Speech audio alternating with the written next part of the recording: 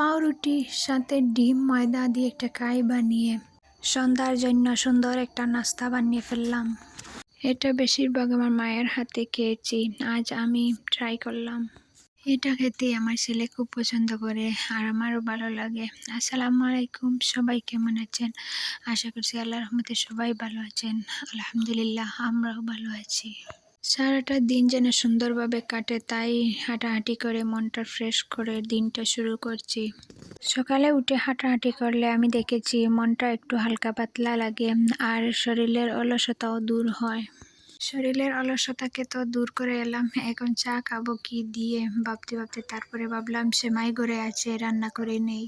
সেমাইটা রান্না করে তারপরে উপর থেকে দুধ দিয়ে সবাই খেয়ে নিলাম। তারপরে একটু ধনেপাতা লাগাবো, তাই জায়গাটা আগে কুড়ে নিয়েছি আমি।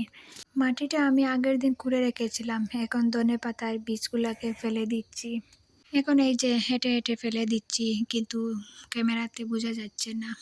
আর ওই যে দেখো, আমার শাশুড়ি মা লাগিয়েছেন ধনেপাতা, একটু বড় হয়ে গেছে।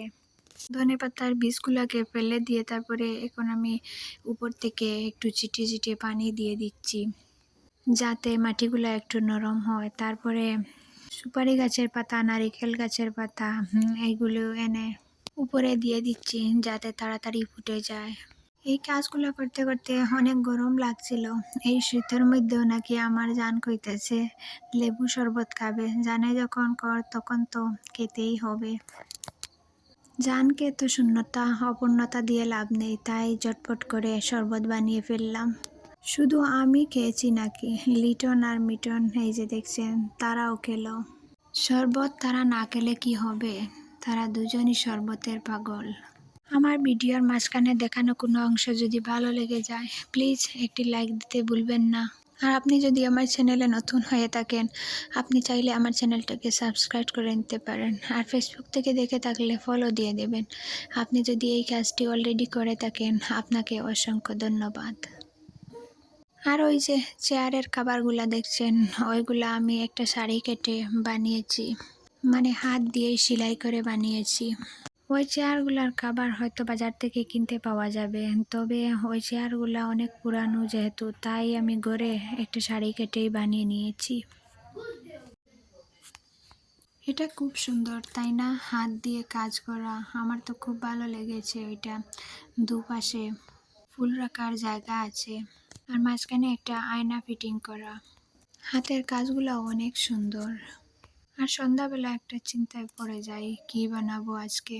আর এই চিন্তা তো সব মেয়েদেরই, আমাদের মেয়েদের রোজ চিন্তা করতে হয় আজকে কি রান্না করব, সকালে কি, দুপুরে কি, সন্ধ্যায় কি। এই চিন্তা তো সব মেয়েদেরই থাকে, তবে শহরে থাকা মেয়েদের একটু কমই, কারণ তাদের ঘরে হয়তো সব সময় বাজার থাকে। তবে গ্রামের মেয়েদের ঘরে সময় থাকে না, খরচপাতি তাদেরকে খুঁজে খুঁজে কুড়িয়ে কুড়িয়ে নিতে হয়।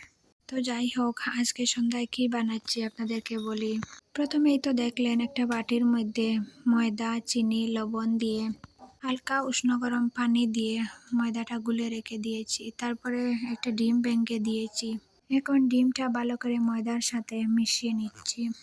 ডিমটা ভালোভাবে মিশানো হয়ে গেলে তারপরে একটু কম কম পানি লাগছিল, তারপরে একটু দিয়ে ওই যে ওইভাবে রাখতে হবে কাইটা, একেবারে পাতলাও না আর ঘনও না, ওইভাবে রাখতে হবে। তারপরে পাউরুটি একটা একটা করে ওই ময়দাতে ডুবিয়ে ডুবিয়ে তেলের মধ্যে দিয়ে দিব একটা একটা করে। এটা দেখতাম আমার মা আগে আগে বানাতো। হঠাৎ করে সন্ধ্যাবেলা মনে পড়লো, তারপরে মাকে ফোন দিয়ে জেনে নিলাম ওইটা কিভাবে বানায়। ভাবলাম আমিও আজকে ট্রাই করব। আমি না যে কোনো কিছু নতুনভাবে ট্রাই করার আগে মাকে ফোন দিয়ে জেনে নেই যে মা ওটা কিভাবে করব, কিভাবে করলে ভালো হবে। অনেকেই তো আছে তাদেরকে হয়তো জিজ্ঞাসা করা যায়, তবে আমি মনে করি সঠিক পরামর্শ একমাত্র মাই দিতে পারেন। তাই যেখানে থাকি না কেন সবার আগে মায়ের কাছ থেকে জেনে নেই।